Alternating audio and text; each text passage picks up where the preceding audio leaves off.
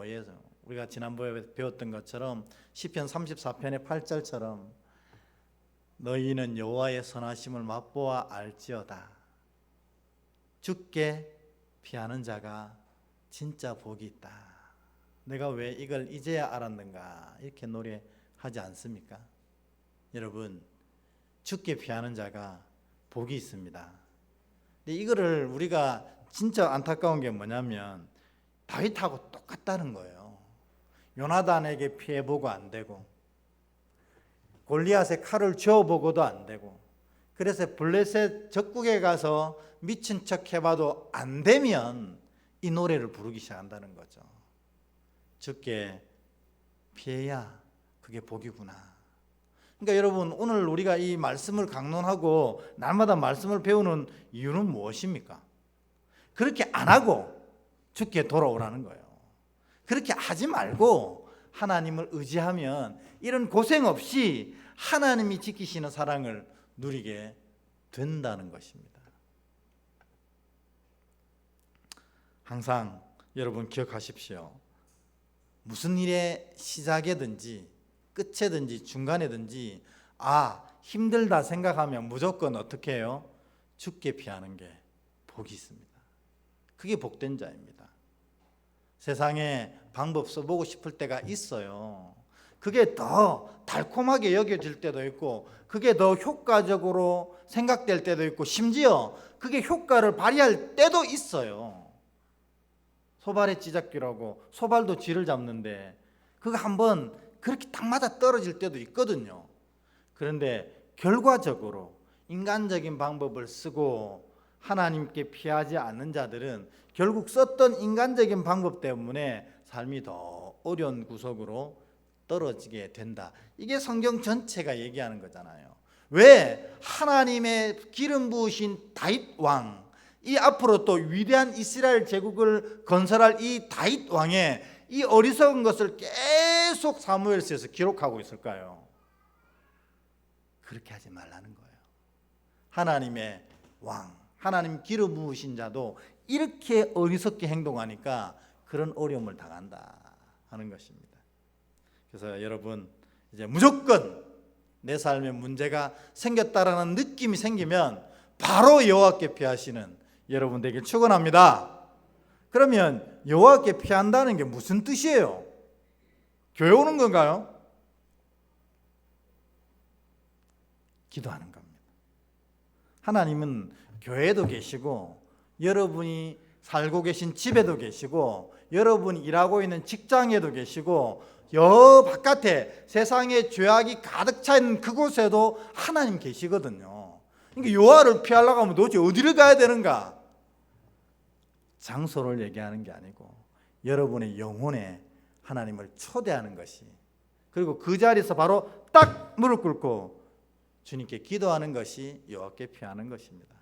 그러면 우리를 사랑하시는 주님께서 기도한 자의 기도를 들으시고 하나님의 거룩한 뜻대로 온전히 이루어 가시는 것입니다. 그러니 여호와께 피한다는 두 번째는 뭐냐면 하나님의 뜻을 쫓는 거예요. 여러분, 삶에 어려움이 있으면 먼저 기도합니다. 주여, 이 어려움을 어떻게 해야 하나이까? 어떻게 내가 이 어려움을 극복할 수 있나이까? 무엇으로 이 어려움을 이기겠나이까? 기도하고 나면 말씀이 뭐라고 하는지 살펴보고 그 말씀의 자리에 싹 가 있는 것이 여호와께 피하는 거라는 겁니다. 그러면 결국 말씀이, 운동력이 살아나서 여러분의 삶을 말씀의 놀라운 능력으로 세워가시는 것들을 경험하게 된다. 이게 바로 신앙의 궁극적인 패턴입니다. 이제 그래 안 사셨으면 오늘부터는 그렇게 사세요. 힘들면 뭐 하라고요? 기도합니다. 그리고 뭘 물어요? 말씀을, 하나님의 뜻을 묻는 거예요. 그리고 그게 딱 서면 그 뒤부터는 하나님이 하십니다. 그래서 내가 알지 못하는 크고 비밀한 방법으로 내 삶을 만들어 가신다는 것입니다. 이걸 경험하는 게 신앙의 맛입니다. 그러니까 매일 신앙하고 30년, 40년, 50년, 60년 이렇게 신앙하는데도 신앙의 맛도 못 보고 신앙한다는 것만큼 어리석고 답답한 일이 어디 있습니까? 단 하루를 신앙해도 이런 신앙의 맛을 맛있게 느끼면서 살아가야 합니다. 그래야 이 신앙이 힘이 되어지거든요. 그래서 너무나 중요한 말씀이기에 제가 다시 한번 말씀드립니다. 삶의 어려움이 딱 오면 누구에게 가장 먼저 피해야 됩니까? 하나님께 피하십시오. 하나님께 피한다는 건 뭐예요? 그 자리에서 딱 주저앉아 기도하는 겁니다. 주님, 왜 이런 어려움이 생깁니까? 이 어려움을 어떻게 이겨야 합니까? 그리고 나서 기도한 것으로 멈추면 절반이라는 거예요. 그리고 이 상황 가운데서 내가 어떻게 해야 될지 주는 뭐라고 하시는지 말씀을 보는 거예요. 말씀을 듣는 거예요. 주의 뜻을 묻습니다. 그리고 그 뜻에 딱 서 있으면 됩니다. 여기까지가 우리가 해야 될 일이에요. 그러면 내가 주의 말씀 위에 딱 서 있으면 주께서 내 삶을 그때부터 말씀대로 기도한 만큼 아름답게 이끌어 가시는 것입니다. 그때 느껴지는 게 뭐라고요? 신앙의 맛. 이 맛을 느끼면서 살아야 합니다. 그래서 신앙을 맛보고 나면 얼굴이 바뀌잖아요. 또 얼굴 갖고 또 제가 네, 신앙의 맛보면 얼굴이 바뀌어요. 그건 말할 수 없는 진짜 진리입니다. 그러니까 여러분, 저도 설교하러 오면서 이제 거울을 하나 목양실에 샀어요. 이 보신 분도 있겠지만 이 냉장고 위에다 거울을 딱 세워놓고 나올 때마다 거울을 보거든요. 제가 그전에는 거울을 안 봤어요. 근데 제가 하도 성도들한테 얼굴 좀 책임지십시오, 얼굴 좀 펴십시오 하니까 네 얼굴은 어떤데? 그런 질문이 드는 거예요. 그래서 거울을 하나 사가지고 탁 봤는데 아니나 다를까 저의 얼굴도 별 수 없더라고요. 그래서 탁 거울 보면서 주님께 피하는 얼굴이 되게 하소서 하고 이제 오는 거거든요. 그래서 여러분 얼굴이 스데반 얼굴처럼 거룩한 이 천사처럼 예수 그리스도와 눈 맞추면서 천국의 놀라운 은혜가 여기에 담겨지는 그런 복된 믿음의 자녀 되시길 주의 이름으로 축원합니다. 여호와께 피하면 그렇게 되는 겁니다. 그러는 게 이게 우리가 신앙하려고 하는 이유라는 겁니다. 어쨌든 다윗은 이제 그걸 시편 34편에 고백했어요. 주께 피하는 게 복이 있다. 그리고 다윗이 결정한 게 오늘 22장 1절 얘기입니다. 22장 1절을 한번 같이 읽어보도록 하겠습니다. 1절 같이 읽습니다. 시작. 그러므로 다윗이 그곳을 떠나 아둘람 굴로 도망하매 그의 형제와 아버지의 온 집이 듣고 그리로 내려가서 그에게 이르렀고. 아멘. 이제 주께 피하는 게 진짜 복이다, 이게 진짜 유일한 해결책이다 하고 다윗이 이제는 요나단에게 안 가고 골리앗 칼도 안 붙잡고 블레셋에서 미친 짓 안 하고 딱 들어간 곳이 아둘람 굴이라는 겁니다. 여러분, 이 아둘람 굴이 뭐 여호와께 피하는 건가? 이 이스라엘 백성들이 굴에 대한 인식을 우리가 안다면 이게 제대로 했구나 하는 것을 알게 되는 겁니다. 여러분, 성경을 쭉 살펴보면 굴에 대한 얘기들이 성경 전체에 많이 나오는데 굴은 딱 두 가지로 사용되는 걸 알 수 있어요. 첫 번째로는 뭘로 사용되죠? 무덤. 네, 무덤 맞습니다. 두 번째로 무덤으로 사용되고 첫 번째로는 뭐냐면 피난처로 사용됩니다. 환난 당할 때에 이스라엘 백성들은 이 문화적으로, 풍토적으로, 습관적으로 굴로 다 피합니다. 초대교회가 핍박을 받을 때 어디로 들어갔습니까? 굴로 들어갔어요. 카타쿰. 그래가지고 이 카타쿰의 스케질 암석이라 손으로 이렇게 끌어도 이게 긁어져요. 그러니 긁어가지고 들어가 있다가 저기 로마 군인들이 자기 잡으러 오는 거 보면 또 삽으로 계속 파서 들어가는 거예요. 그래가지고 파서 들어갈 때 그냥 직선으로 안 팔고 지그재그로 팔고 여기 팠다가 절로 파고 이래가지고 로마인들이 여기를 잡으러 왔다가 들어가서 길을 잃고 그 안에서 많이 죽었어요. 그래서 카타쿰 이 굴은 로마 군인들이 안 가는 곳으로 유명합니다. 들어가면 죽으니까. 그래서 이 안에서 이 모든 이스라엘 백성들이 피난처 삼아서 한 번도 햇빛도 보지 못하고 여기서 태어나서 여기서 죽은 사람들로 많이 있게 되었습니다. 어쨌든 이스라엘 백성들은 굴을 피난처로 삼았는데 지금 이 다윗이 아둘람 굴로 쏙 들어가면서 여호와께 피하노라 이렇게 선포하고 들어가는 겁니다. 그 두 번째 뭐냐면 여러분 말씀하신 대로 무덤으로 썼던 거예요. 그러니까 이제 여호와께 피했으니 여기 들어가서 죽으면 죽으리라 이렇게 하는 거예요. 이 뜻이 바로 아둘람 굴에 들어갔다는 뜻입니다. 그러니까 이제야 다윗이 제대로 정신을 차리고 여호와께 피난처 삼고 이제 여호와께서 죽이시면 그게 복이다 하고 그냥 이 아둘람 굴에 딱 들어가게 되는 겁니다. 그랬는데 이 아둘람 굴에 들어가고 나니까 어떻게 됐습니까? 그때부터 하나님께서 역사하시는 걸 보게 됩니다. 뭐냐면 우리가 아까 말씀드렸잖아요. 일이 생기고 문제가 생기면 여호와께 피하는데 그 자리에서 기도하고 말씀이 있는 자리에 딱 서 있으면 된다 그랬잖아요. 오늘 다윗도 세상에 피해보니 아무 소용없더라. 이제 오직 여호와께 피하리라. 죽으면 죽으리라 하고 아둘람 굴에 딱 들어가 있으니까 제일 먼저 찾아온 게 누구입니까? 다윗의 가족들이 다 찾아왔어요. 여러분 그동안 다윗은 혼자서 이 사울의 칼을 피해서 막 도망 다니느라 천지 사방에 손 한 번 잡아줄 사람이 없었어요. 그만큼 다윗은 외로웠고 괴로웠거든요. 그런데 아둘람 굴에 탁 피하고 나니까 누가 쫓아왔냐면 다윗의 아버지와 형제들이 찾아와서 다윗을 위로하고 힘을 주는 겁니다. 이게 바로 여호와께 피하면 일어나는 일이라는 겁니다. 여러분 이런 일만 일어난 게 아니라 2절 보면 더 대단한 일이 일어납니다. 2절을 같이 읽어볼까요? 시작. 환난당한 모든 자가 빚진 모든 자와 마음이 원통한 자가 다 그에게 모였고 그는 그들의 우두머리가 되었는데 그와 함께한 자가 400명 가량이었더라. 아멘. 다윗은 이때껏 외롭게 혼자서 도망다녔어요. 그래서 밤이면 슬퍼 울고 낮에는 힘들어 울고 눈물이 마르지 않는 날을 보냈어요. 근데 하나님께 피하는 게 답이구나 하고 아둘람 굴에 탁 들어가서 죽으면 죽으리다 하니까 어떻게 해요? 아버지와 형제와 찾아가 위로할 뿐만 아니라 그와 같은 처지에 있던 사람들 400명이 한꺼번에 이 아둘람 굴로 온 겁니다. 이게 더 이상 외로운 다윗이 아니라 400명을 거느린 대장이 되는 겁니다. 나중에 이 400명이 위대한 다윗 왕국을 세워가는 이 기초들이 다 되어지는 것입니다. 여러분 이 일이 어떻게 해서 일어난 겁니까?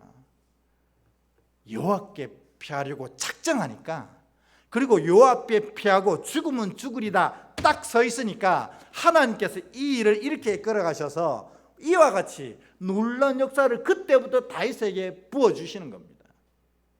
그때 이제 전세가 역전되기 시작하는 거예요.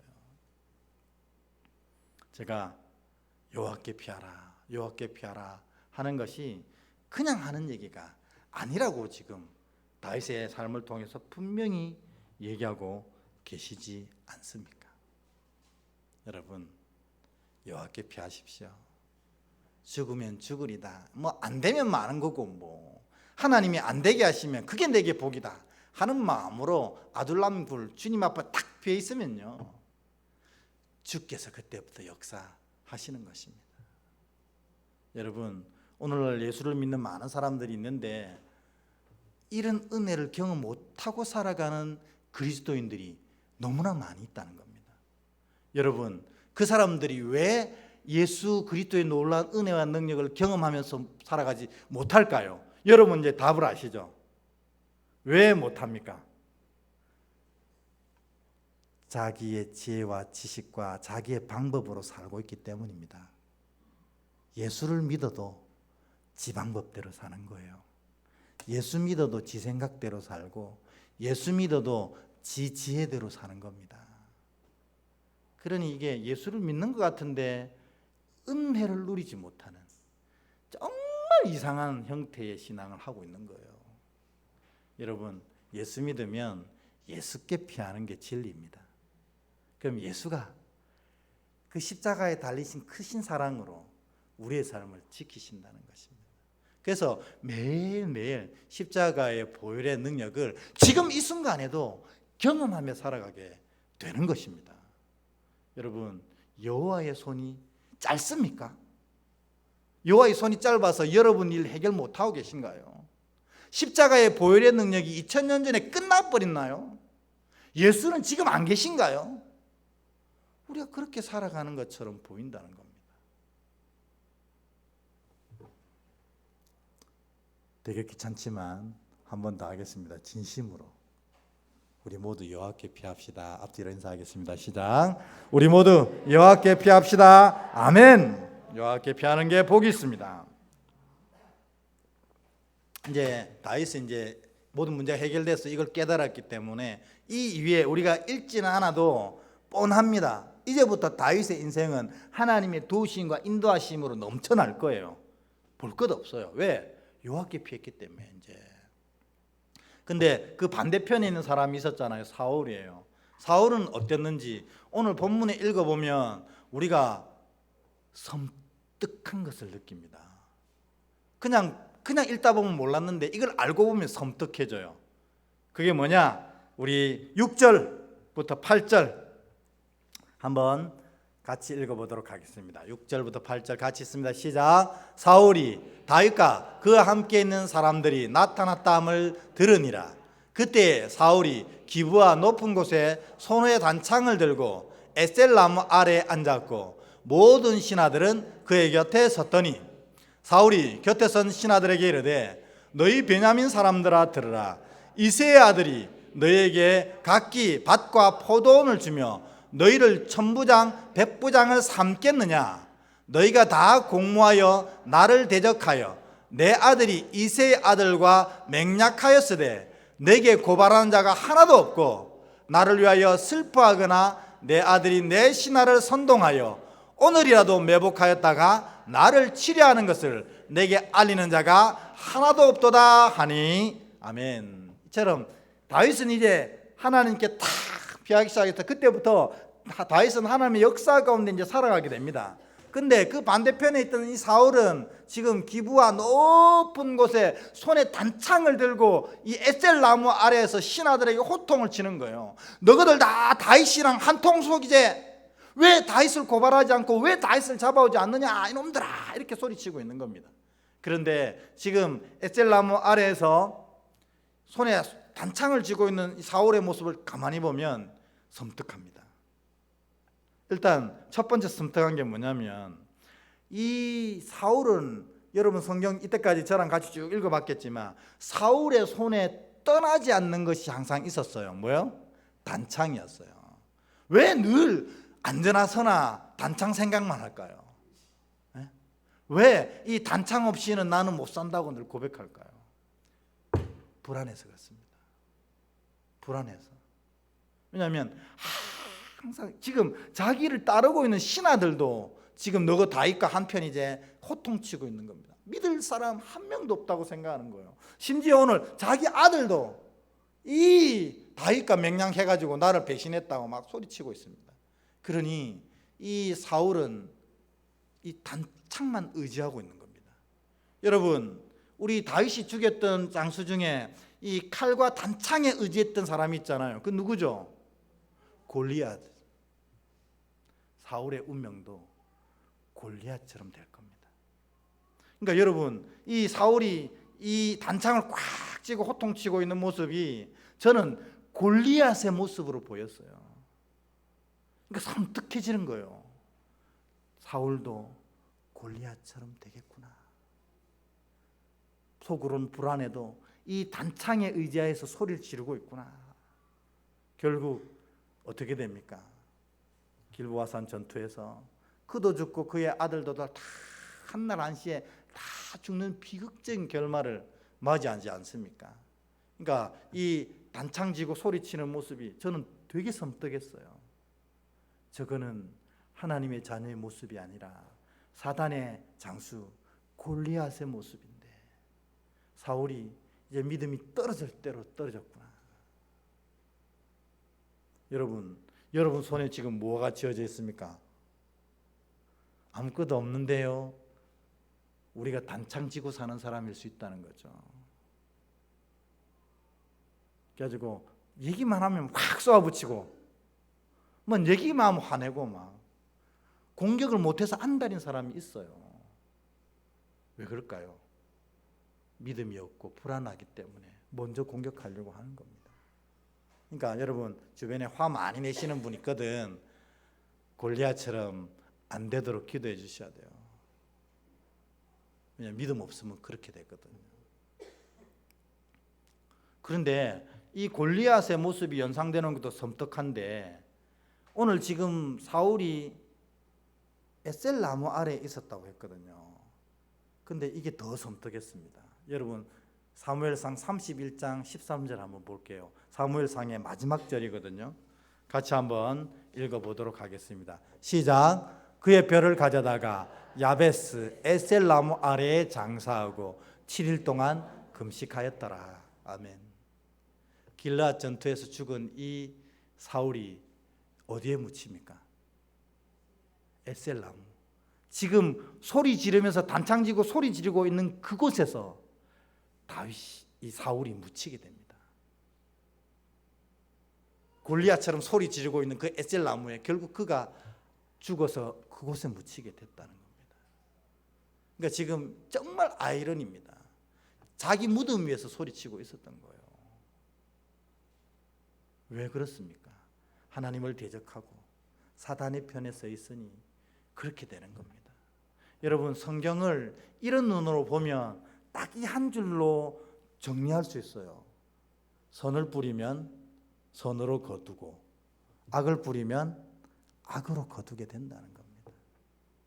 다윗이 하나님을 믿으니 하나님께서 아둘람 굴에 숨어 있어도 400명의 군대를 보내주셨고, 그가 하나님을 대적해서 에셀 나무 아래 소리 지르고 있으니 결국 그 나무 아래에 장사되는 자가 된다는 것입니다. 그러니까 여러분 오늘 지금 내가 뿌린 대로 내일 내가 다 먹게 된다는 것입니다. 여러분 오늘 뭐 뿌렸어요? 악을 뿌렸으면 내일 그 악을 맛보게 됩니다. 죄를 뿌렸으면 내일 그 죄값을 지게 되는 거예요. 그러니까 믿음의 자녀들은 항상 행동하고 말하고 하는 것을 누구한테 하듯이 해야 되는 거예요. 나한테 하듯이. 왜? 다 내게 돌아오니까요. 다 나에게. 그래서 예수님께서 사랑하라 할 때 누구처럼 사랑하는 겁니까? 내 몸처럼 사랑하라고 하는 게 바로 이 말씀이라는 겁니다. 여러분 오늘부터 말할 때 나에게 얘기하듯이 얘기해야 됩니다. 그게 무슨 말이냐면 내가 그대로 이루어져도 아무 상관없도록, 이왕이면 축복하고 이왕이면 사랑하고 이왕이면 말씀이 이루어질 수 있도록 말하게 하소서 하는 것입니다. 왜냐하면 결국 그걸 내가 맛볼 것이기 때문입니다. 그래서 오죽하면 요 입술에다가 파수꾼을 세우라고 성경이 얘기하겠어요. 요 파수꾼 안 세우고 입술이 움직이는 대로 했다가 얼마나 고통받는 자들이 많이 있습니까? 그래서 여러분 말하는 거, 행동하는 거 다 내게 다 돌아온다고 생각하시면 됩니다. 그러니까 오늘 집에 가셔서 집에 있는 그 인간한테 인간아 이러면 그게 결국 내한테 돌아오는 겁니다. 그 인간도 나한테 인간아 이렇게 되게 되어 있는 겁니다. 그래서 예수님은, 바울은 집에 있는 그 인간한테 뭐라고 합니까? 주여 이렇게 부르라는 거 아닙니까? 주 같지 않아도 주로 부르면 주의 은혜를 누리게 되고 주의 은혜를 선포하게 되고 주의 은혜 길로 돌아오게 되더라는 겁니다. 돈도 안 드는데 뭐 그거 왜 그렇게 어려워하시는지. 오늘 집에 가거든 집에 계신 분한테 뭐라고 부르라고요? 주여. 그렇게 부르면 됩니다. 내가 당신께 무엇을 하리이까? 다 성경의 모든 진리는요, 내가 뿌린 대로 다 거두게 되는 것입니다. 오늘 사울이 에셀 나무 아래서 골리앗처럼 소리 지르고 있으니까 골리앗이 간 길을 가게 되고 그 에셀 나무 아래 묻히게 된 것입니다. 여러분 오늘 하루 종일 뭐 뿌렸습니까? 한번 생각해 보세요. 오늘 내가 뿌린 대로 내가 다 받을 수 있나? 그렇다면 잘 사신 거예요. 근데 오늘 내가 했던 대로 내가 당한다고 깜짝 놀란다면 여러분 잘못 사신 거라는 겁니다. 잘 사셔야 됩니다. 그래서 제일 좋은 씨는 믿음의 씨, 소망의 씨, 사랑의 씨를 뿌려서 내일 그 믿음의 열매, 내일 그 소망의 열매, 내일 그 사랑의 열매를 맛보는 것입니다. 꼭 이렇게 사시길 주의 이름으로 축원합니다. 다시 본문으로 돌아와서 사울이 막 호통치고 있어요.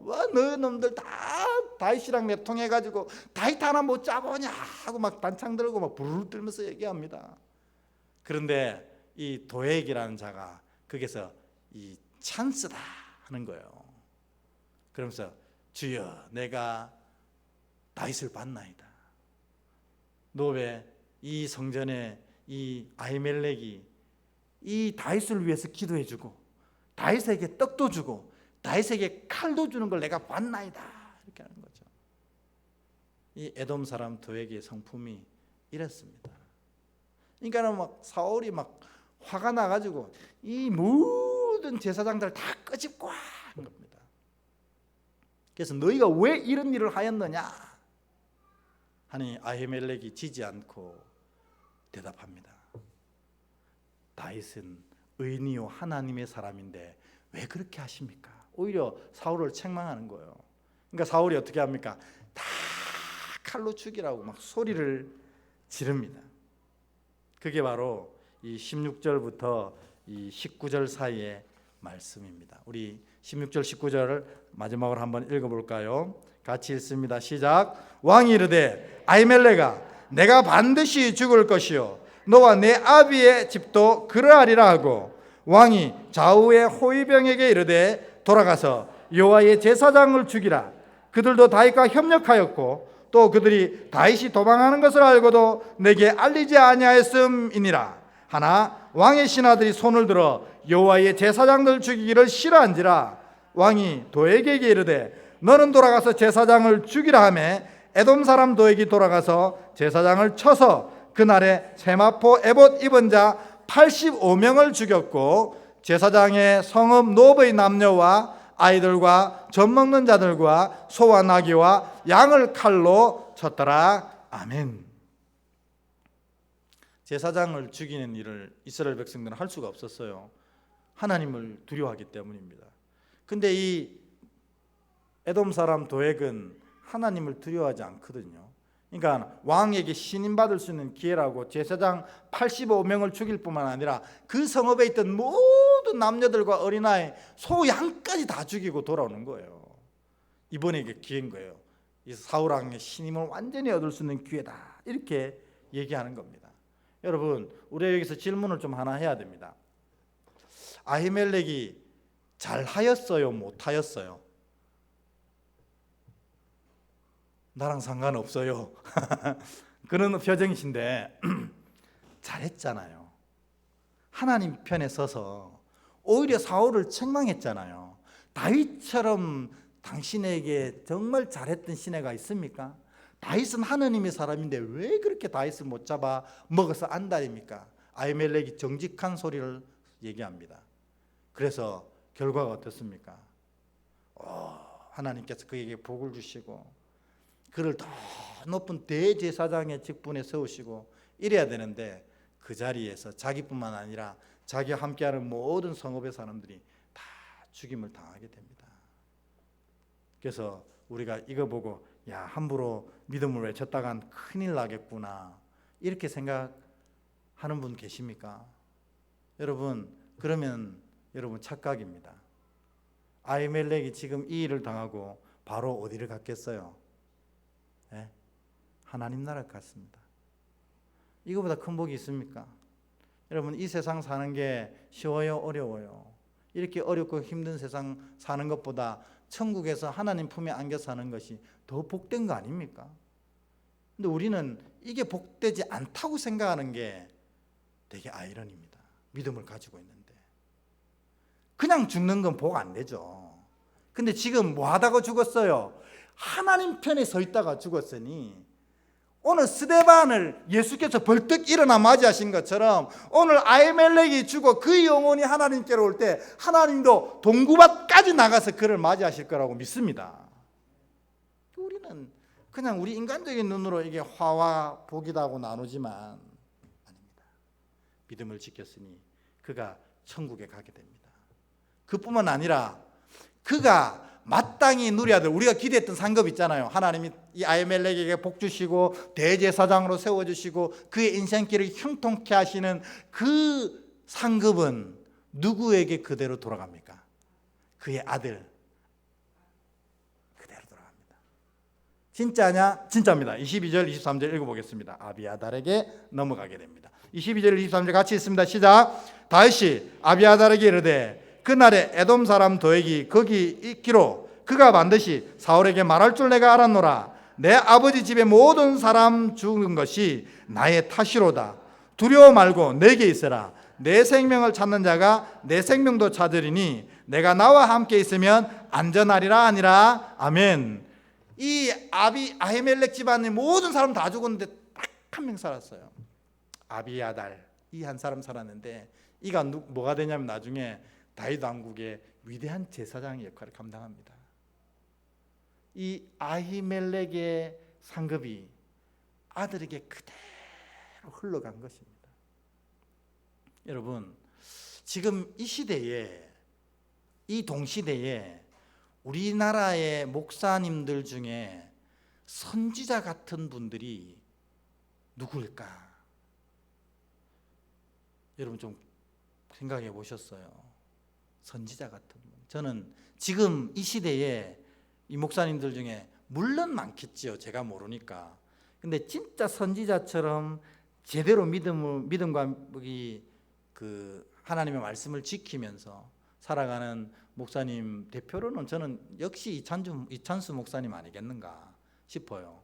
4월 달에 교회를 29개로 갈라서 다 파송시켰어요. 지난달에 파송하고 한 달 만에 노회에서 그 29명을 다 모아가지고 축하잔치를 해줬더라고요. 그 축하잔치에서 이찬수 목사가 가서 격려하고 여러분들이 너무 자랑스럽습니다 이렇게 하는 얘기를 제가 들었어요.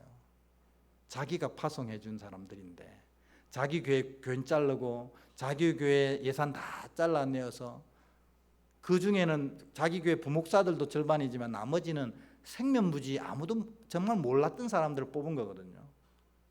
그런데 그 사람들 다 교인 떼주고 돈 다 떼주면서 여러분들이 너무 자랑스럽습니다 그렇게 하더라고요. 제 생각에는 앞으로 더 많이 분립할 것 같아요. 하나님 복 주셔서. 근데 이 찬수 목사가 왜 이렇게 선지자적인 사명을 잘 감당하는 멋있는 목사가 되었는가? 제가 그 얘기를 듣고 알겠더라고요. 그의 아버지도 목사거든요. 아버지도 목사인데 이 아버지 목사가 사실은 일찍 죽었어요. 교회를 개척하셨거든요. 이찬수 목사 아버지가. 그러니까 여러분 개척교회 한다는 게 정말 쉬운 거 아니거든요. 눈물 없이는 할 수 없는 목회입니다. 근데 이 아버지가 이 개척교회를 좀 더 잘해볼 거라고 40일 금식을 기도를 올라가셨대요. 40일 금식 기도. 근데 그 금식 기도 하다가 중간에 돌아가신 거예요. 그러니까 개척교회 좀 잘해보려고 애를 쓰고 눈물 흘리다가 진짜로 더 잘해보려고 40일 금식으로 기도하러 올라갔던 그 아버지 목사가 금식 기도하다가 죽었으니 어떻게 되겠어요? 이게 은혜가 되는가요? 안 되는가요? 보통 은혜가 안 된다 이렇게 얘기하거든요. 인간적인 표현으로. 오늘 아히멜렉이 죽은 거랑 똑같아요. 근데 하나님은 귀하고 귀하다 이렇게 선포하시는 거예요. 그리고 그 복을 누구에게 주셨다고요? 아들 목사에게 그대로 주셨어요. 물론 그 자녀들에게도 다 주셨어요. 그 자녀들이 다 잘 돼 있어요.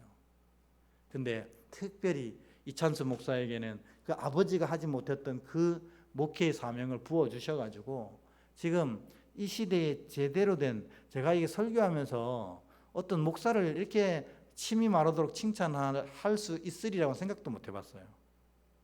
근데 지금 제가 칭찬하고 있을 정도로 귀한 선지자 사명을 감당하고 계시거든요.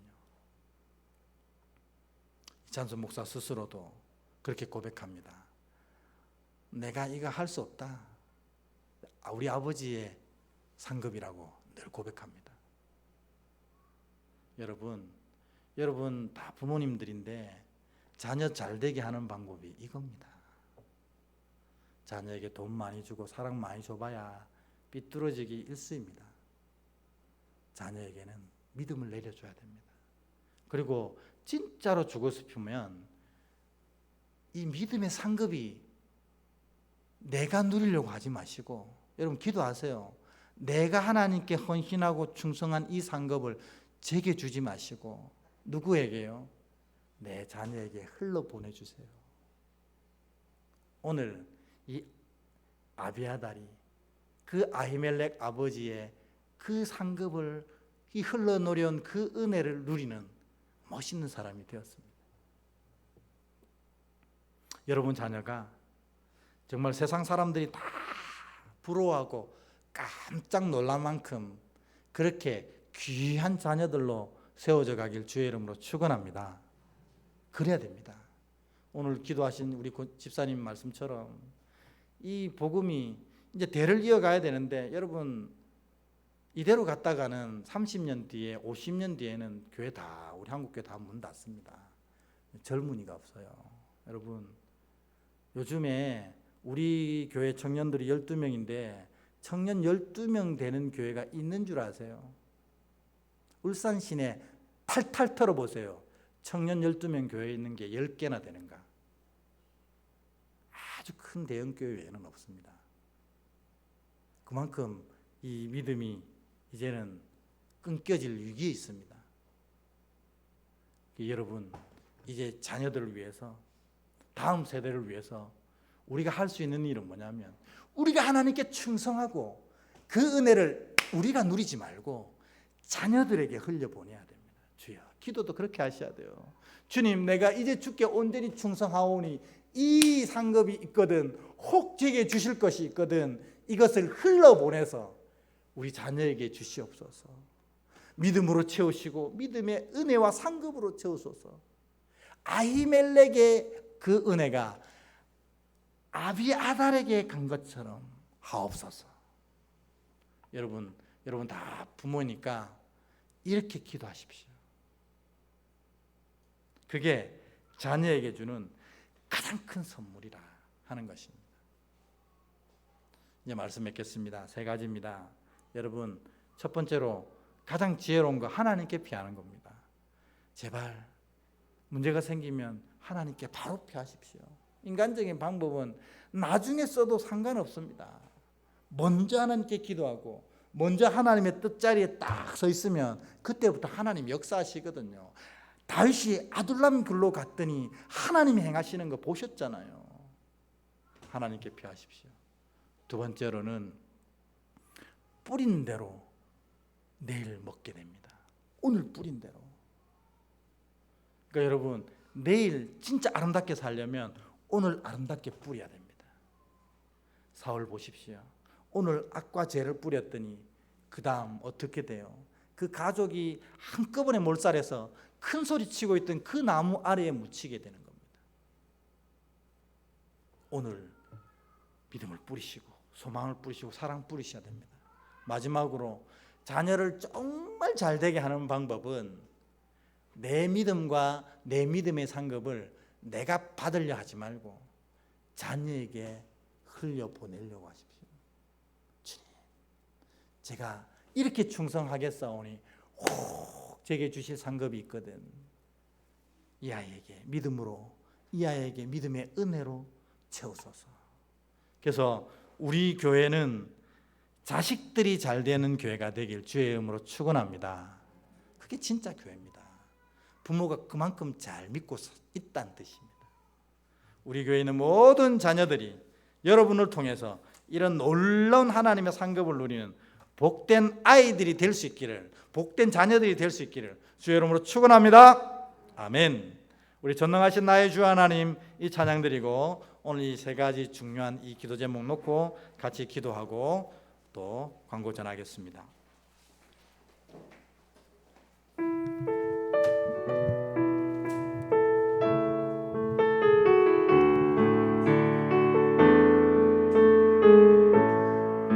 전능하신 나의 주, 전능하신 나의 주 하나님은